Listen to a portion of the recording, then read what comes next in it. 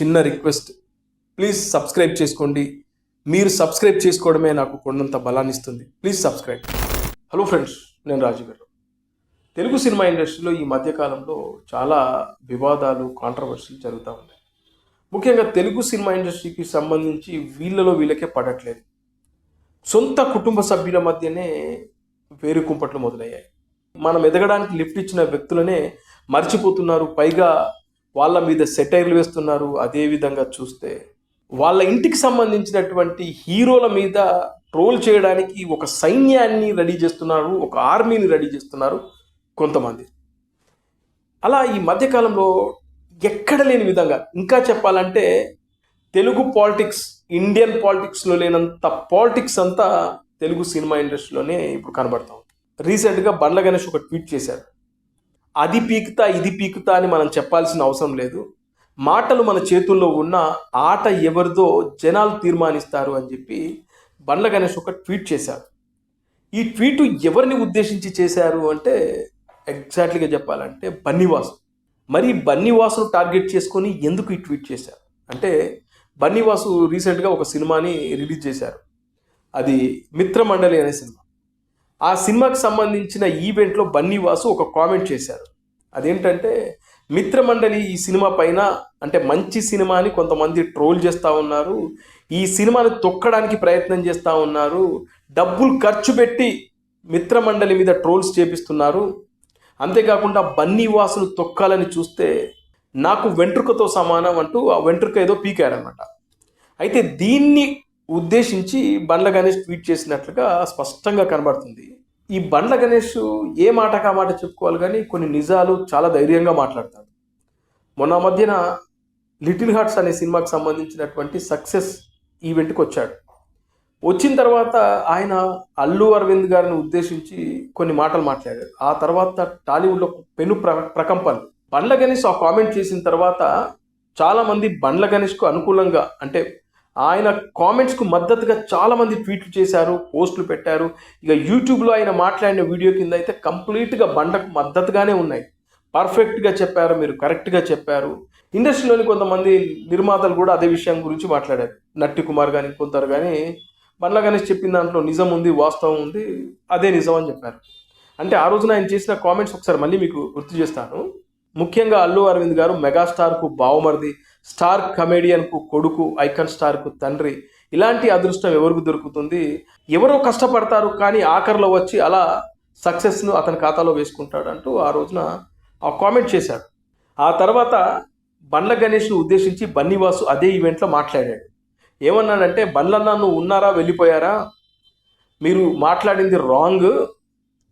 అల్లు అరవింద్ గారు పుట్టిన తర్వాతనే ఆయన తండ్రి స్టార్ కమెడియన్ అయ్యాడు అని చెప్పేసి ఈయన అల్లు అరవింద్ గారి కోసం, అల్లు అరవింద్ గారి మెప్పు కోసం ఆ రోజు మాట్లాడినట్టుగానే మాకు కనబడింది. ఆ తర్వాత చాలామంది అల్లు అరవింద్ పుట్టక ముందే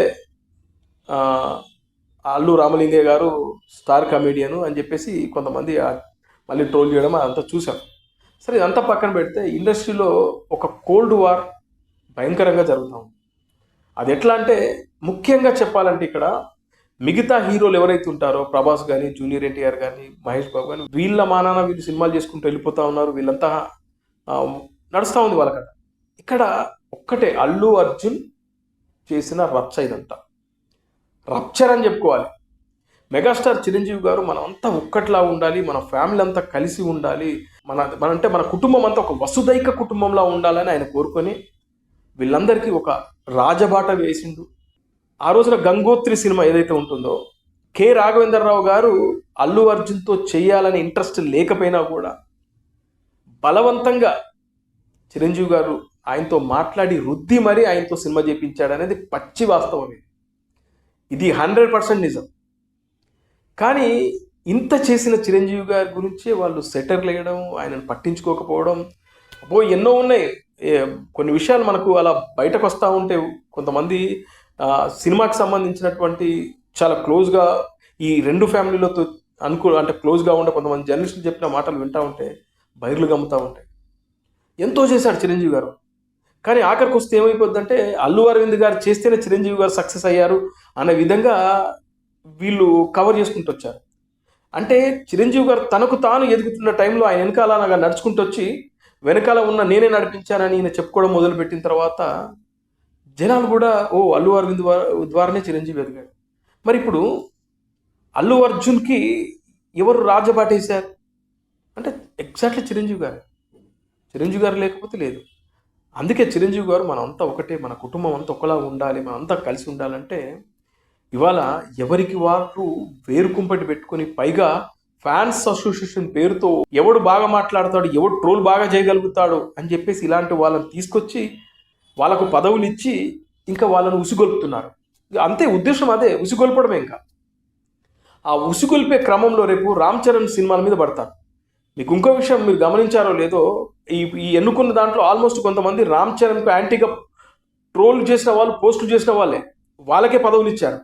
ఎవరి కొడుకును టార్గెట్ చేస్తున్నారు? మీకు రాజబాట వేసిన వ్యక్తి గురించా, ఆయన కుటుంబం గురించా మీరు ఇవాళ అసోసియేషన్స్ పెట్టేది అని చెప్పి చాలామంది ఫ్యాన్స్ అయితే బాధపడుతున్నారు. మా భుజాల మీద అల్లు అర్జున్ని మేము పైకి తీసుకొచ్చాము. ఇవాళ అదే మెగాస్టార్ ఆ రోజున కనుక ఇతను పట్టించుకోకుండా అని చెప్పేసి ఒక్క మాట చెప్పుంటే మేము అసలు అల్లు అర్జున్ గురించే మాట్లాడే వాళ్ళం, మా మనిషే అనుకునే వాళ్ళం కాదు.